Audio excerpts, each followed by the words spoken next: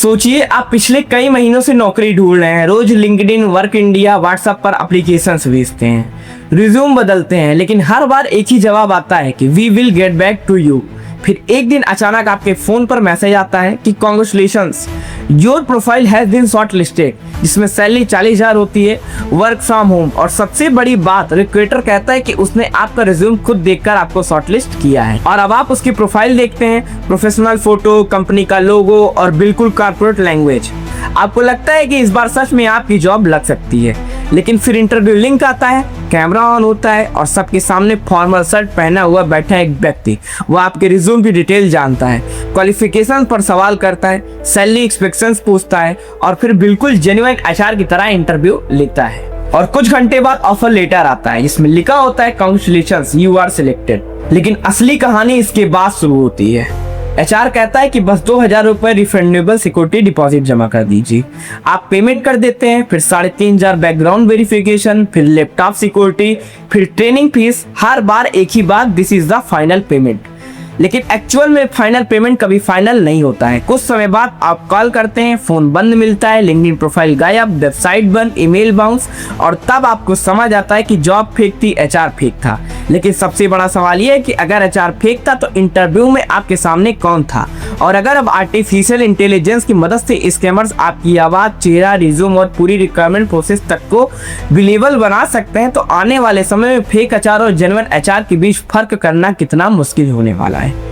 दोस्तों, भारत में नौकरी सिर्फ एक सैलरी नहीं बल्कि एक यंग ग्रेजुएट के लिए नौकरी इंडिपेंडेंस है, परिवारों के इन मुद्दे का जवाब है, और फिर कई बार पूरे घर की आर्थिक स्थिति बदलने का पहला मौका है। और स्कैमर्स का पहला टारगेट आपका बैंक अकाउंट नहीं होता, बल्कि पहला टारगेट आपका भरोसा होता है। पहले आपको अपॉर्चुनिटी दिखाई जाती है, फिर अथॉरिटी दिखाई जाती है, फिर इंटरव्यू के जरिए क्रेडिबिलिटी बनाई जाती है। भारत सरकार का national cyber crime reporting portal भी जॉब फ्रॉड को साइबर अवेयरनेस के हिस्से के रूप में पहचानता है। लेकिन एक जरूरी डिस्ट्रैक्शन यह है कि हर cyber crime case fake job scam नहीं है, और भारत में फेक रिक्वायरमेंट स्कैम के लिए एक ऐसा सिंगल ऑफिशियल नंबर नहीं है कि जिससे हम टोटल लॉस फिगर बता सकते हैं। फरवरी साल 2021 में मुंबई के 40 वर्षीय अयूब राशिद सैयद के साथ एक फेक रिक्वायरमेंट स्कैम सामने आया। एक व्यक्ति ने खुद को कोका कोला का मैनेजर बताकर उनसे ऑनलाइन इंटरव्यू लिया और सेल्स एंड मार्केटिंग मैनेजर की जॉब का ऑफर दिया। इसके बाद उनसे 8,740 रुपए रिफंडेबल सिक्योरिटी अमाउंट जमा करने को कहा। विक्टिम ने पेमेंट कर दिया और ऑफर लेटर भी प्राप्त कर लिया, लेकिन बाद में डिटेल्स वेरीफाई करने पर पता चला कि ऑफर लेटर फेक था। मुंबई साइबर पुलिस ने इस तरह के fake Coca Cola job offer letters को वार्निंग जारी की। सबसे महत्वपूर्ण बात यह है कि ये पुलिस के अनुसार स्कैम्स में कंपनी के नाम का इस्तेमाल, ऑनलाइन इंटरव्यू, ऑफर लेटर और रिफंडेबल फीस सब एक ही प्रोसेस के हिस्सा थे। अब बात करते हैं उत्तर प्रदेश की। उत्तर प्रदेश के लखनऊ में फरवरी 2024 में विकास कुमार सिंह के नाम के एक व्यक्ति ने आरोप लगाया कि उसे फूड कॉर्पोरेशन यानी एफसीआई में ग्रुप सी पोजीशन पर नौकरी दिलाने के नाम पर 42 लाख रुपए ठग लिए गए। आरोपी के मुताबिक उसने बताया कि सिलेक्शन इंटरव्यू के आधार पर होगा। दिल्ली में उसका फेक इंटरव्यू कराया गया, अपॉइंटमेंट लेटर दिया गया और 6 महीने की ट्रेनिंग का प्रॉमिस भी किया गया। पैसे को इंस्टॉलमेंट में लिया गया, लेकिन वास्तविक अपॉइंटमेंट नहीं हुई। बाद में एलिगेंट ट्रेनिंग भी स्कैम साबित हुआ और उसने पुलिस कंप्लेंट की। हिंदुस्तान टाइम्स के अनुसार इस मामले में एफआईआर दर्ज हुई और पुलिस ने इन्वेस्टिगेशन शुरू कर दी है। दोस्तों, यहाँ फिर एक जरूरी बात सामने आती है कि इस केस में एआई का डायरेक्ट एविडेंस नहीं है, इसलिए हमें इसे एआई स्कैम कहना गलत होगा।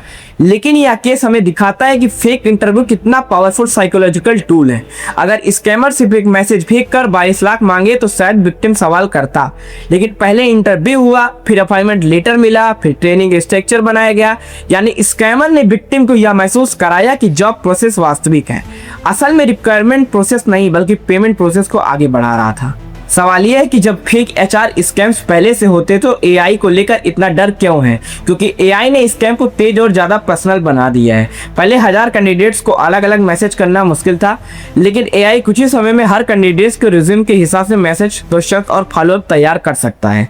और सबसे बड़ा खतरा fake identity. AI voice, fake photos और डीप फेक वीडियोस के जरिए कोई भी खुद को असली एचआर जैसा दिखा सकता है। लेकिन याद रखिए, हर एआई जनरेटेड मैसेज स्कैम नहीं है, इसलिए असली सवाल ये नहीं कि एआई इस्तेमाल हुआ है या नहीं, बल्कि सवाल ये है कि क्या रिक्रूटर और ये पूरी हायरिंग प्रोसेस का सच में वेरीफाइड है या नहीं। लेकिन इसका मतलब ये बिल्कुल नहीं है कि हर ऑनलाइन इंटरव्यू स्कैम है। जेन्युइन कंपनीज भी वीडियो इंटरव्यूज और आइडेंटिटी वेरिफिकेशन करती है। फर्क सिर्फ इतना रहता है कि जेन्युइन प्रोसेस में आप कंपनी का इंटरव्यू पर्पस और अपने डेटा के इस्तेमाल को वेरीफाई कर सकते हैं। लेकिन अगर कोई अननोन रिक्रूटर अचानक कहे कि फेस वेरिफिकेशन वीडियो भेजिए, आंखों का स्कैन कराइए, वॉइस सिंपल दीजिए या आधार बैंक डिटेल्स अभी भेजिए, तो रुकिए, पहले रिक्रूटर और कंपनी को आइडेंटिफाई करिए, वेरीफाई कीजिए, क्योंकि बिना वेरिफिकेशन के ऐसी जानकारी देना रिस्की हो सकती है।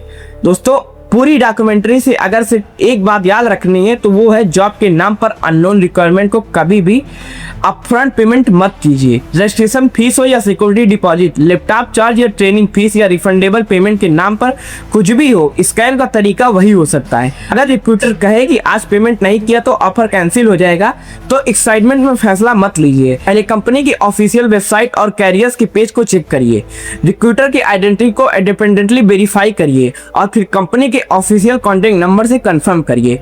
अगर पेमेंट कर भी चुके हैं तो स्कैमर की बात मानकर लास्ट पेमेंट करके पैसा रिकवर करने की कोशिश बिल्कुल मत कीजिए।